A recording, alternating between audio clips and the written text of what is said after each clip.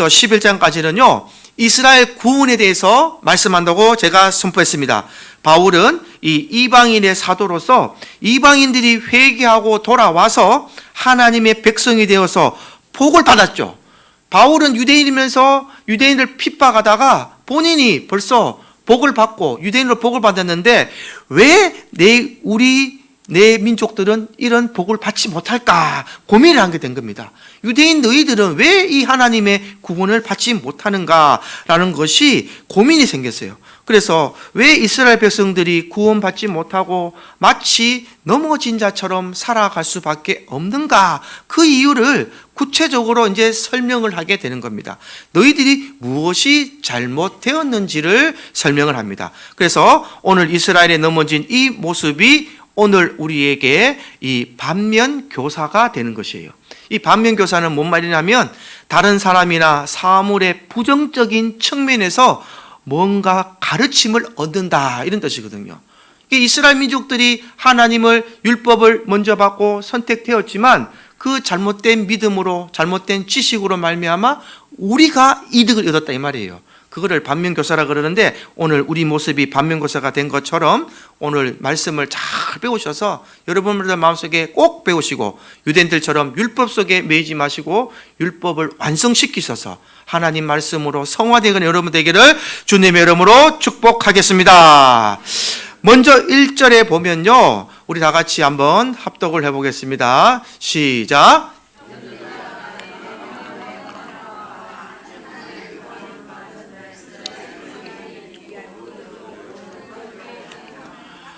아멘. 바울이 지금 말을 하죠. 자기 마음에 원하는 바와 하나님께 구하는 바는 무엇을 위함이라고요? 이스라엘도 구원받았으면 좋겠다는 거예요. 내 동족들, 내 민족들도 구원받았으면 좋겠다. 그들로 구원받게 하는 것이 내 소원이다. 왜냐? 바울은 유대인으로서 자기는 구원을 받았습니다. 그렇죠? 내가 예수를 믿어 구원을 받았는데 왜 너희는 구원받은 이것을 이루지 못하느냐? 나는 너희들이 구원받기를 원한다라는 동족애를 얘기하면서, 그런데 너희들이 왜 구원받기 못하냐? 잘못된 지식과 잘못된 믿음을 받지 못하기 때문에 구원을 받지 못하는 이 상황에 이르게 되었다라는 것을 깨닫는 겁니다. 그래서 2절에 내가 증언한다. 내가 유대인으로 있다가 예수를 믿었기 때문에 왜 유대인들이 예수를 믿지 못하는가 더 잘한다는 거예요. 우리 2절, 3절 다 같이 한 번 더 다시 한번 읽어보겠습니다. 시작. 내가 증언하노니 그들이 하나님께 열심히 있으나 올바른 지식을 따른 것이 아니니라. 하나님의 의를 모르고 자기 의를 세우려고 힘써 하나님의 의에 복종하지 아니하였느니라. 아멘. 왜 구원받지 못하였는가? 라고 생각을 해보니까요, 이 유대인들은 하나님에 대한 열심이 있다는 거예요. 하나님께 열심히 있으나 올바른 지식을 따른 것이 아니라는 겁니다. 하나님에 대한 올바른 지식이 뭐냐? 잘못된 지식을 따라갔다는 것이죠. 이 잘못된 지식이 뭐냐면요, 이 율법에 대한 착각입니다. 유대인들은 율법에 대한 착각을 했다는 거예요. 잘못된 지식, 올바른 지식을 따른 것이 아니다라는 것은 유대인들은 이 율법을 행함으로 구원을 얻는다고 믿은 거예요. 율법을 열심히만 지키면 구원을 받는다고 믿었기 때문에 지금도 유대교들은 이 행함을 강조합니다. 율법을 강조하는 거예요. 율법을 지켜야만 구원을 받는다. 이것은 바로 잘못된 지식이라고 얘기하는 겁니다. 그래서 하나님의 마음과 하나님의 의를 무시해버리고 율법의 행함으로는 절대로 구원받을 수 없는데, 유대인들은 율법의 행함만을 강조하고 율법을 지키려는 그 올바른 열심은 있으나 올바른 지식이 없기 때문에 구원에 이를 수 없다. 그리고 자기의 의를 내세운다 그래요. 자기의 의. 내가 열심히 이렇게, 자 보세요. 내가 주일날 열심히 교회를 나왔는데 내가 하루도 빠지지 않고 나왔다. 이거면 그건 자기의 의가 되는 거예요. 내가 하나님을 경외하는 마음이 있어야 되는데 내 열심으로 나 교회 열심히 나왔다, 이것만 자랑하는 게 되는 거예요. 이거는 자기의 의를 내세우는 게 됩니다. 우리가 교회 나올 때는 하나님을 경배로 나오는 것이지 내가 몇 번 출석하고 열심히 했고 새벽마다 기도했고 이게 아무 소용이 없는 거예요. 1시간을 오더라도 10분을 앉아있더라도 진짜 하나님을 경외하고 주님, 나가 죄인입니다, 나를 구원해 주신 하나님께 내 모든 삶과 내 모든 시간을 주셔서 감사드립니다는 이 믿음의 고백이 올라가야 되는데, 하나님 앞에서 내가, 하나님이 아시잖아요, 나 한 주도 안 빼먹었어요. 교회 열심히 나왔어요. 11조 열심히 했습니다. 헌금 열심히 했습니다. 이렇게 하면은 하나님이 우리를 구원해 주시는 그 의와 전혀 상관이 없는 겁니다. 그건 구원받지 못한다는 뜻이에요. 이해가 되십니까? 이걸 잘 따라오셔야 돼요. 열심히는 있었으나 하나님에 대한 올바른 지식이 없기 때문에 그들은 이 행함으로 구원을 받는다라고 생각했기 때문에 그렇게 하다 보니까 자기의 의가 더 나타나고, 그러면서 남을 비판하고 정죄하게 되는 거예요. 내가 열심히 교회를 나왔는데 한 주, 두 주 빠진 사람 보면 어떻게 하겠어요, 속으로? 여봐, 여러분 이런 말 들어봤어요? 저봐, 주일날 저래 빠져먹고 저 사람 구원 없어. 이런 말 한 사람 있었어요. 교회 가면 이런 사람 한 사람 있습니다. 자기는 열심히 했기 때문에 구원받았다 생각하고, 호를 예를 들어서 주일날 못 나오고 한두 번 빠져먹은 사람이 있으면 그 사람한테 정죄하고 비판하는 거예요. 너 그래 구원 못 받아. 주일 빠져먹고 구원 받겠어? 이것이 허튼 얘기 아닙니다. 실제로 존재하는 얘기고, 예. 이런 얘기를 많이 듣고 또 젊은 집사님들이나 이런 얘기에 상처받고 교회를 들어서는 분도 많아요. 근데 그것은 하나님과는 전혀 상관없는 얘기입니다. 구원과는 전혀 상관없는 얘기예요. 자기의 의만 나타내는 일이 된다라고 얘기합니다. 그래서 이것은 잘못된 지식이다. 예수님이 메시아로서 모든 믿는 자에게 의가 되기 위해서 율법의 마침이 되셨습니다. 율법의 마침이 되셨고, 좀 쉽게 말하면요, 예수님이 율법의 요구를 이루셨다는 거예요. 그 예수만 믿으면, 예수님만 믿으면 구원받는 건데, 이것까지 가지 못하고 그냥 율법 속에서 매여서 유대인들이 생활하다 보니까 하나님께 구원을 받지 못하는 안타까운 상황이 계속 이어졌고, 바울은 그걸 되게 지금 속상해하고 있다라는 것입니다. 그래서 예수님이 율법 자체입니다, 여러분. 예수님은 율법 자체이시고 예수님이 율법의 마침이 되는 거예요. 마침이 됐다는 말은 더 이상 예수님을 능가하는 사람이 있다 없다? 없다는 말입니다. 끝났다는 거예요. 끝. 마침이 됐다는 말입니다. 그래서 요한복음 1장 1절에 보면 예수님이 말씀 자체라고 설명했습니다. 태초에 말씀이 계시니라. 이 말씀이 하나님과 함께 있었고 이 말씀이 곧 하나님이시라. 아멘. 요한복음 1장 1절에 요한이 바라본 예수님은요, 예수님이 그냥 예수님이 아니라 말씀 자체라고 해석을 해봤어요. 얼마나 요한이 영적으로 깨어있는가를 여기서 한번 캐치해보는 여러분 되기를 바랍니다. 세 제자들, 4대 복음 중에 세 제자들은 거의 비슷한 말씀을 많이 하지만 요한은 그렇게 설명하지 않아요. 영적인 영이 깨었기 때문에 예수님을 그대로 말씀으로 받아들인 거예요. 그래서 예수님께 가장 사랑받은 제자가 요한입니다. 예수님의 제자 중에 가장 사랑받은 제자가 요한이에요. 여러분들 그 최후의 만찬이라는 그림을 보시면 거기 예수님의 무릎 삐고 누워있는 제자가 있어요. 나이 제일 젊은 사람. 그 사람이 바로 요한이에요. 요한. 예수님이 얼마나 사랑하셨으면 예수님 앞에 무릎 삐고 누워가지고 음식을 먹은 사람이 요한입니다. 그러니까 요한이 영적으로 예수님과 소통이 가장 잘 됐다는 뜻입니다. 예수님이 가르침을 주면 요한은 확 받아들이는 거예요. 아멘으로 받아들이니까, 영적으로 받아들이니까 예수님이 이뻐할 수밖에 없는 거예요. 제자들 중에. 예수님이 가장 기뻐하는 여러분들 되기를 주님의 이름으로 축복합니다. 말씀이 막 선포되면요, 여러분들이 확 받아가셔야 돼요. 그 하나님이 기뻐하시는 거예요. 그러면 여러분들 얼굴이 스마일 되시고 기쁜 표정이 보이면 저도 좋고 왜 하늘 보좌에 보시는 하나님이 기분 좋은 겁니다. 예배는 하나님께 기쁨을 드리는 겁니다.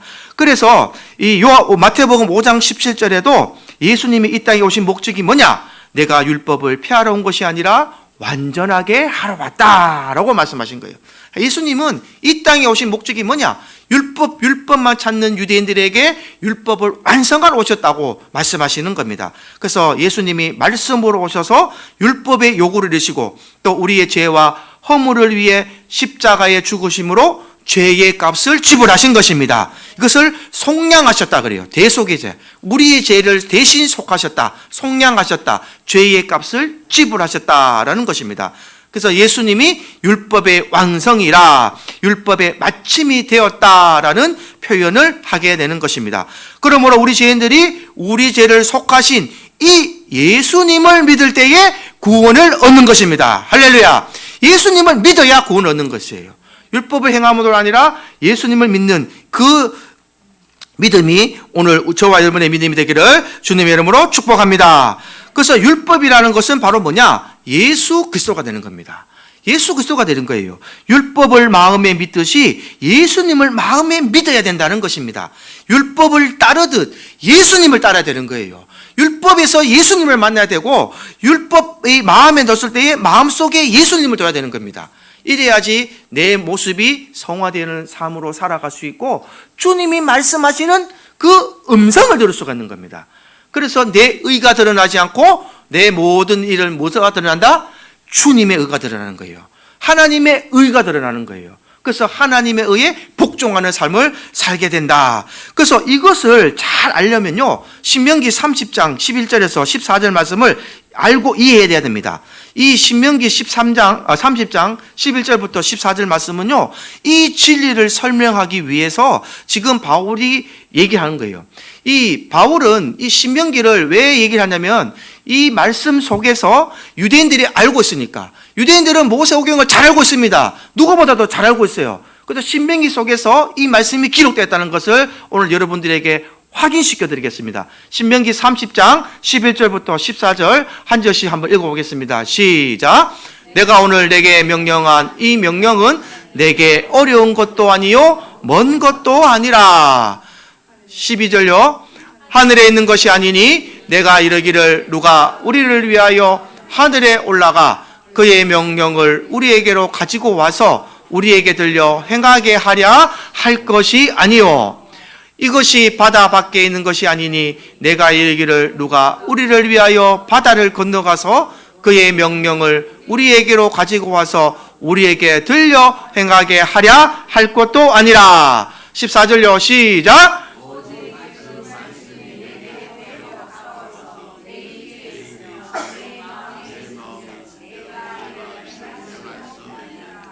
아멘.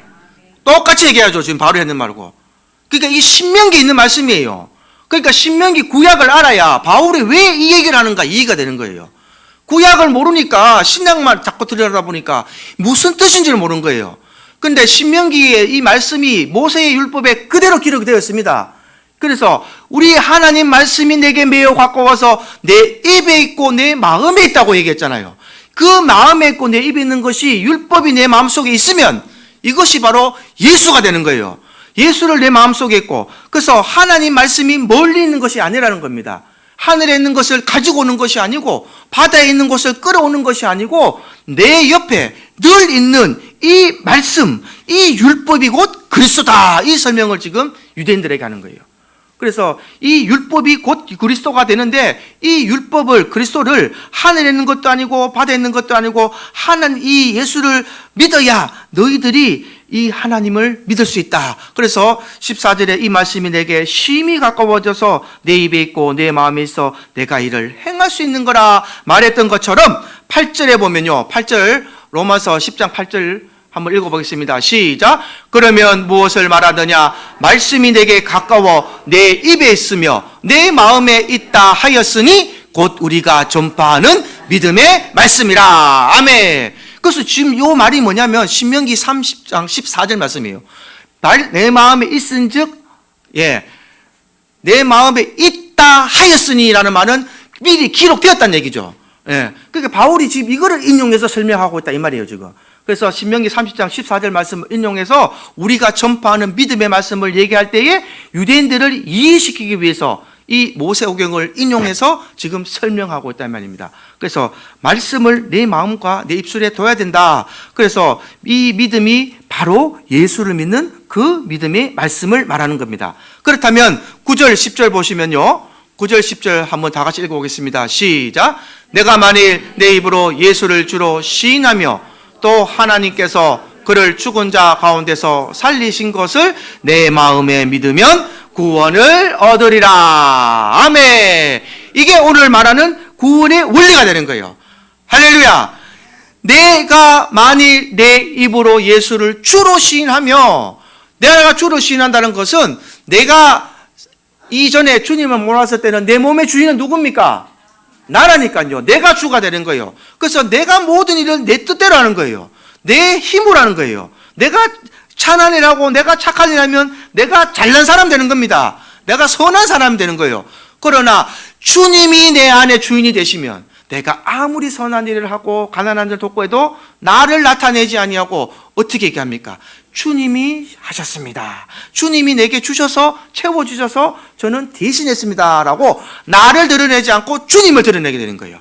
그래서 예수를 주로 시인하는 거예요. 주인으로 시인한다 이 말이에요. 주인으로 시인하는 이 삶으로 바뀌고 또 하나님께서 그를 죽은 자 가운데서 살리신 것을 마음에 믿으면, 마음에 믿는다는 것과 여러분 머리로 믿는다는 것 다시 한 번 더 잘 구분하셔야 돼요. 머리로 믿는 사람은요, 머리로는 이해를 해요. 그러나 삶으로 바뀌질 않아요. 이해가 되십니까? 머리로는 믿어요. 아, 예수님 십자가에 못 박혀 돌아가셨지. 그러나 세상 이 교회만 싹 떠나고 나면 어떻게 돼요? 내 삶은 내 겁니다. 남이 나에게 질타하면 듣기 싫고, 남이 한마디 쏘면 나는 두 마디 쏴야 되고, 네 중리 내 중리 해야 되고, 돈도 들어오면 다 내 것이고, 재물도 다 내 것이고, 이런 삶이란 말이에요. 그러면 그런 사람들은 그냥 교회를 머리로 이해하는 사람이에요. 그러나 마음으로 믿는다는 사람, 마음으로 이해한 사람은요, 내 속에, 마음속에 주님이 계시니까, 성령이 함께 계시니까 들어오는 것도 내 것이 아니고 다 하나님 주신 것이고, 하나님이 언젠가 내게 맡겨놓으셨다는 생각을 하니까 언젠가 또 하나님이 쓰시라 그러면 아낌없이 쓸 수 있고, 가난한 자를 보면 나누어 줄 수 있고, 가난한 사람에게 아이고 배고픈데 식사하세요 이러면 그 사람 배불러요 안 불러요? 전혀 배부르지 않죠. 약 올리는 거예요. 아픈 사람한테 내가 장로님한테 가서 장로님 아프신데 감기 조절 잘 하세요 하면 장로님 내가 고마울까요 미울까요? 내가 쌍화탕에도 한 개 사들고 가가지고 장로님 이 약 좀 드시고 약 좀 빨리 넣고 낫기를 바랍니다. 이게 내 진심이 느껴질까요? 말 한마디가 진심 느껴질까요? 받는 사람은 후자라고 저는 생각합니다. 약이라도 하나 갖다 주면서 장로님 감기 빨리 치유되기를 기도하겠습니다 이런 말하면 그 쌍화탕이 낫게 하는 것이 아니라 그 마음을 알아주는 그 마음이 전달되는 겁니다. 성경에도 가난한 자를 보면 말을 하는 사람보다 행하는 사람이 능력이 있다 그랬습니다. 야고보서가 그렇게 전했잖아요. 만일 배고픈 자가 있으면 가서 밥을 사주라 그랬습니다. 말만 하는 거는 아무나 한다 그랬어요. 그것이 바로 마음으로 믿는 사람입니다. 마음으로 격동이 됐을 때에 예수를 마음에 믿었다면 이 행동으로 옮겨질 수 있는 삶, 성경은 그거를 계속 강조하고 있어요. 그러나 우리는 어떻게 해요? 자꾸 그냥 머리로만 믿으려고 그래요. 머리로만 믿다 그러고 자꾸 율법적으로 변해요. 내가 교회를 그냥 열심히 나왔다는 것으로 끝날려고 그러고 나는 구원을 받았다고, 저는 이것을 착각이라고 생각합니다. 그렇게 구원이 쉬울 것 같으면 예수님이 십자가에 피 흘려 쉽게 돌아가시면 안 되는 거예요. 예수님이 우리를 위하여 십자가 돌아가실 때에 얼마나 고통 속에서 아버지여 내게 이 고통을 잠시 멈춰달라고 할 정도로 그 어려움 속에서도 하나님 뜻을 이루기 위해서 이 모든 세상의 죄를 위해서 십자가에 돌아가셨는데, 가만히 앉아서 그냥 교회만 다닌다고 내 행동 변하지 않고 머리로만 예수를 이해하신다면 십자가에 돌아가신 예수님의 그 십자가의 피 흘림은 아무 능력이 없는 겁니다. 아무 소용이 없어요. 정말 성경을 제대로 보시고 성경 속에서 예수님 만나시고 그 주님의 마음이 내 마음속에 들어와서 마음으로 예수를 전하고 마음속에 있는 율법이 내 마음속에 성화가 되어서 주님과 함께 호흡하며 살아가는 여러분들에게를 주님의 이름으로 축복합니다. 이렇게 지금 로마서에서 바울도 이렇게 설명하는 거예요. 유대인들 보면서 너무 안타까운 거예요. 내 민족들이 너희들이 왜 예수를 알지 못하느냐. 예수님은 그런 분이 아닌데 마음으로 묻고 믿음으로 오라 율법이 완성된 이 예수만이 너희들의 생명을 구하고 영생을 줄 주님이신데 언제까지 율법 속에 매여서 살겠느냐라고 안타까운 마음으로 지금 계속 그렇게 설명하는 것입니다. 그래서 너희들이 잘 알고 있는 성경이 무엇을 말하느냐, 또 구약 성경을 인용해서 얘기를 하는데 11절에 보면 이사야서 28장 16절을 인용해서 성경에 이르되 누구든지 그를 믿는 자는 부끄러움을 당하지 아니하리라 하였다 이렇게 얘기합니다. 그래서 유대인이나 헬라인이나 차별이 없다 12절까지 이렇게 얘기합니다. 유대인이나 헬라인도 예수를 믿어야 부끄러움을 당하지 않는다라는 것을 이미 성경에 기록해 놓았다라는 것을 설명하는 거예요. 그래서 성경 속에서 부끄러움을 당한다는 것은 죄의 모습을 상징합니다. 우리가 말하는 그런 부끄러운 모습은 자 세상 속에서 저와 여러분들이 살아가면서 가장 부끄러운 모습은 어떤 모습일까요? 여러분들이 법원 앞에 딱 서서 기자들이 사진을 팍 찍고 내가 죄를 지었다고 써보세요. 그 모습이 자랑스럽습니까? 부끄럽습니까? 부끄럽죠? 내가 죄를 짓고 법원에 죄를 이제 심판받으러 가는데 기자들이 막 왔는데 내 모든 것을 막 사람들 사진 찍으면 이 모습이 부끄러운 모습이에요. 성경에서 말하는 모습은 이 모습입니다. 죄인의 모습. 하나님이 심판하실 때에 죄의 모습으로 서 있는 이 모습은 부끄러운 모습이에요. 그래서 이 부끄러운 모습을 당하지 않는다라고 말합니다. 그래서 10장 13절 다 같이 로마서 10장 13절 합독으로 한번 읽어보겠습니다. 시작. 누구든지 주의 이름을 부르는 자는 구원을 받으리라. 아멘. 이 말씀은 바울이 했는 말이 아니고 요엘서 2장 32절 말씀이에요. 요엘서 2장 32절도 지금 인용해서 얘기하는 겁니다. 누구든지 주의 이름을 부르는 자는 구원을 받으리라. 구약이 이렇게 기록해놨다는 거예요. 왜 너희가 주의 이름을 믿지 않느냐는 겁니다. 마음으로 믿어라, 입으로 시인해라. 성경에 써놨기 때문에 누구든지 예수님을 마음으로 믿고 입으로 시인하면 된다라고 얘기하는 것입니다. 그래서 계속 그 뒤로 이어지면서 바울이 유대인들에게 믿음은 들음에서 난다라는 말을 또 시작하면서 유대인들에게 얘기를 하고 21절에 보면 이사야서 65장 2절을 인용하면서 내가 순종하지도 않는 백성들에게 하루 종일 내 손을 벌리고 기다렸다라는 하나님의 말씀을 인용하면서까지 쭉 설명을 하는 것이 로마서 10장 뒤에 핵심 말씀이 됩니다. 그 뒤에 말씀을 여러분들 쭉 읽어보시면 되겠고요.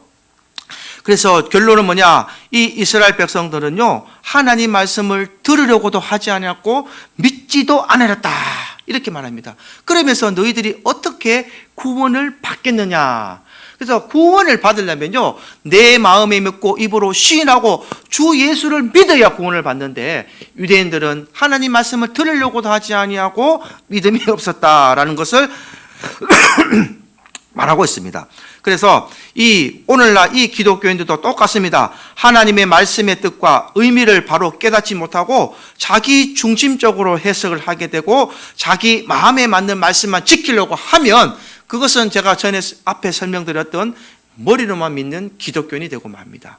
가슴으로 마음으로 주를 시인하고 주님께서 주신 이 영의 성령의 도움을 받아서 그 영의 인도하심으로 받아가는 그 삶이 정말 하나님 보시기에 참 그리스도인이 아니겠나라는 생각을 합니다. 그래서 오래 믿고 또 교회를 오래 다녔고 또 예배를 꼭 안 빠지고 다닌다고 되는 것이 아니라 가장 중요한 것은 뭐냐?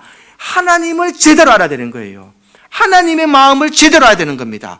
그래서 호세아 선지자가 구약시대에 이렇게 외친 겁니다. 너희가 왜 망하는 줄 아느냐? 너희가 하나님 아는 지식이 없음으로 망한다 그랬어요. 하나님 말씀도 읽지 아니하고 기도만 열심히 하는 사람, 그건 신비주의로 빠집니다. 제가 다 놓고 얘기하지만 하나님 말씀 읽지 않고 기도만 열심히 한다고 그 사람은 신비주의로 빠지고 말아요. 제가 집에 있는 책 중에 주님 사랑해요 라는 책을 읽어봤는데 그 책을 보니까 문득 그 생각이 나더라고요. 그 책을 쓴 사람이 성경을 100독을 했대요. 100독. 그리고 이제 목표가 200독이 목표랍니다. 200독을 해서 현재 뭐 129독까지인가 아마 했다고 그렇게 써놨는데 그 사람이 다 두 가지 핵심적인 얘기를 써놨더라고요. 자기가 성경 말씀을 읽기 전에는 몰랐는데 100독이 넘었으면서 이제는 암송하고 싶었대요. 그래서 다는 암송 못하니까 작은 구절, 신약의 5장, 6장 되는 뭐 갈라디아서 이런 거 작은 것부터 암송을 시작하면서 암송을 시작하니까 자기가 말씀이 있으니까요 늘 이게 주야로 묵상하게 되더라는 거예요. 묵상하고 나니까 길을 걸을 때도 하나님 말씀을 암송하고 말씀을 계속 되뇌고 읽다 보니까 어느 순간 기도 속에서 말씀을 붙잡고 기도하게 되더래요. 내가 무엇을 기도해야 되는지 하나님이 알려주시고 말씀을 붙으니까 기도의 응답이 다 이루어진다는 겁니다. 그래서 딱 두 가지를 써놨어요. 그 사람의 핵심은 두 가지 썼는데 첫째가 뭐냐? 하나님을 제대로 알고 말씀을 가까이 하라는 겁니다. 이때껏 몰랐던 무조건 뭐 설교 듣는 게 중요한 게 아니라 말씀이 내 것이 돼야 되는 거예요. 하나님 말씀이 송목사 것만 이렇게 되겠습니까? 말씀이 여러분들 되기를 주님의 이름으로 축복합니다. 말씀이 여러분들 것만 돼야 되는 거예요. 저는 여러분들보다 조금은 더 공부합니다. 더 주일날도 봐야 되고 평일 새벽기도도 봐야 되고 여러분들 한 번 읽을 때 두 번 읽어봐야 되고 저녁마다 또 새벽기도 보고 자고 하거든요. 그거 왜? 나는 이게 너무 감사해요. 목사가 돼서 내가 말씀을 더 봐야 되니까. 근데 내 말씀이 되는 건 참 좋은데 늘 듣기만 하는 여러분들은 여러분들 말씀이 될 수 있겠냐는 거예요. 우리 강도사님 한 번씩 오월날 와서 내가 막 이렇게 질문을 톡톡 던지실 때 내가 가끔 안타까운 게 뭐냐면 다 대답을 못 하더라고. 돌아서면 내가 다 얘기해 준 건데 새벽기도 때 얘기해 준 것도 있고 왜 말씀을 못 하실까? 듣기만 하면 잃어버립니다. 여러분들이 읽고 여러분들 것으로 만드셔야 돼요. 말씀은요 듣는 것이 아닙니다. 읽고 내 것으로 만들어서 묵상하는 것을 만들면 말씀이 능력인 줄 기억하시기 바랍니다. 그래서 하나님을 아는 지식이 생겼고 그 사람의 두 번째 능력은 뭐냐? 말씀 속에서 내가 기도를 하다 보니까 이전에는 기도하는 방법을 몰랐대요. 근데 말씀 붙들고 기도를 하니까 그 기도에 능력이 있고 기도가 이루어지는 걸 경험했다 그러더라고요. 이전에 기도했을 때는 막 중문부분 기도하는 기도만 열심히 하면 되는 줄 알았는데 기도의 원리를 깨닫는 거예요. 말씀을 읽고 말씀을 받들어서 말씀 속에서 나오는 것을 토대로 기도를 하니까 기도가 이루어진 것을 경험했다는 것을. 그래서 자기가 그 두 가지를 놀라운 것을 경험했다는 것을 봤을 때 이 사람 당신 진짜라고 내가 생각했습니다. 이 사람 진짜다. 책 잘 썼다. 이 사람은 당신이 정말 경험한 것을 썼잖아요. 실제로 경험한 거. 우리가 해보기 전에는 설마 되겠어? 뭐 하나님 말씀 읽는다고 능력이 있겠어라고 다 의심할 줄 모릅니다. 그러나 실제로 이것을 읽고 경험한 사람들은요, 그 사람들은 우리를 안타깝게 생각해요. 너 왜 해보지도 않고 그런 말을 하고 있어? 정말 하나님 말씀은 아무것도 아닌 것들도 읽고 묵상하고 내가 내 마음에 새기면 이 말씀이 진짜 능력인데 말씀이 내 안에 오셔서 말씀대로 살고자 막 내내다 보면 내 삶이 바뀌고 내 모습이 바뀌고 내 인격이 변화되어 가고 주님 인도하신 대로 기도가 나오고 기도에 응답받고 참 그리스도인으로 살아갈 수 있는데 여기서부터 시발점 출발하지 않으니까 우리 기독교인이 그냥 교회를 다니는 걸로 마는 게 너무나 안타까운 것이 현실입니다. 우리 생물교회는요 늘 하나님 말씀을 묵상하고 늘 많이 읽기를 주님의 이름으로 축복합니다. 말씀이 능력입니다. 그래서 호세아가 하나님이 없는 지식이 없다라고 안타까워했고 아모스는요 여호와를 찾으라 그리하면 살리라 그랬습니다. 여호와를 찾으면 산다 그랬어요. 그래서 바울이 나중에 이 로마의 감옥에 갇혔을 때에 에베소서를 씁니다. 로마 감옥에 갇히고 난 뒤에 우리 에베소서를 신학적으로는 교회론이라고 그래요. 교회가 어떻게 해야 되는가 교회론을 그러는데 이 성도들을 위한 이 기도를 오늘 한번 읽어보고 마치기를 원합니다. 이 기도가 바로 바울의 기도 제목이고 소원이었습니다. 로마의 감옥에 잡혔을 때에 바울은 자기의 마지막을 경험했습니다. 내가 이제 곧 여기서 살아서 못 나갈 것이다. 그래서 에베소에 있는 교회에 편지를 쓰면서 내가 너희들을 위해 이렇게 기도한다라는 것이 에베소서에 기록되었습니다. 에베소서 1장 16절에서 19절 말씀 우리 천천히 한번 읽어보겠습니다. 시작. 내가 기도할 때에 기억하며 너희로 말미암아 감사하기를 그치지 아니하고 우리 주 예수 그리스도의 하나님 영광의 아버지께서 지혜와 계시의 영을 너희에게 주사 하나님을 알게 하시고 너희 마음의 눈을 밝히사 그의 부르심의 소망이 무엇이며 성도 안에서 그 기업의 영광의 풍성함이 무엇이며 그의 힘의 위력으로 역사하심을 따라 믿는 우리에게 베푸신 능력의 지극히 크심이 어떠한 것을 너희로 알게 하시기를 구하노라. 아멘. 이게 바울이 성도들을 위한 마지막 기도입니다. 로마 감옥에서 했을 때에 이 기도를 했었어요. 한마디로 말하면요 성도들이 좀 바로 알았으면 좋겠다 이 말입니다. 좀 너희 하나님을 좀 바로 알았으면 좋겠다. 너희가 그렇게 열심으로 되는 것이 아니라 하나님 마음을 제대로 알고 하나님이 우리에게 무엇을 원하시는가 알고 말씀을 읽고 묵상함으로 하나님을 알고 하나님이 우리에게 원하시는 것 성경이 우리를 통해 무엇을 원하시는지 좀 알았으면 좋겠다. 내 마음의 눈이 밝아져서 우리가 왜 구원받았는지 성도의 복이 도대체 뭔지 하나님의 능력이 무엇인지 좀 알았으면 좋겠다라고 기도하는 거예요. 우리가 하나님의 능력을 의심할 때가 너무 많습니다. 우리가 그냥 이 자연 만물을 보면서 어느 순간 그냥 천지지으신 하나님, 창조의 하나님 쉽게 얘기하지만 그 창조의 하나님을 감탄하진 않아요. 여러분, 인간은요, 이 세계를 만들 수가 없습니다.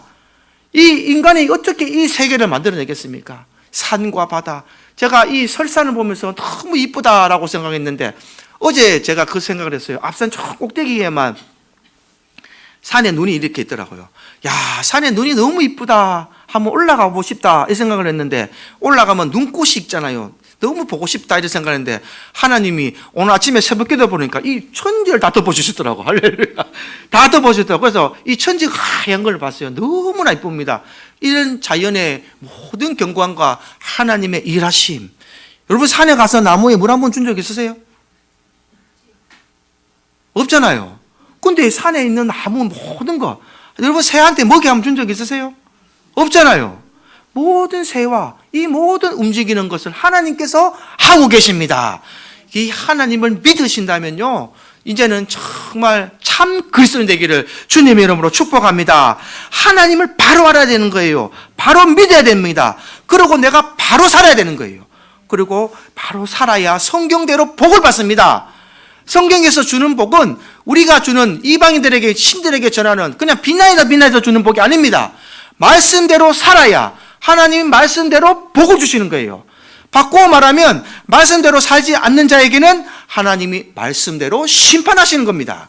이것은 하나님의 공이고 하나님의 마음이고 이것은 변질될 수가 없어요. 하나님이 마음이 움직여서 아이고 송 목사는 살아서 11조 많이 했으니까 내 좀 봐줄게. 너 천국 올라와 하겠습니까? 저라고 별거 없습니다. 하나님이 치시면요, 제가 하나님의 뜻에 어긋나면요, 저도 구원받지 못할지도 모릅니다. 그렇지 않기 위해서 제가 하나님 앞에 발발발발 떨고 제 기도 제목은 딱 두 가지입니다. 하나님, 2024년도에 감사와 순종만 있게 하옵소서. 하나님, 내게 지금 살아가는 이 삶 속에서 감사와 순종만 있게 하옵소서. 요즘 새벽마다 그 기도예요. 다른 기도 안 합니다. 뭐 주세요 기도 안 해요. 저는 교회를 위한 기도 이외에 내 개인적인 기도는 감사와 순종만 하게 해 주옵소서.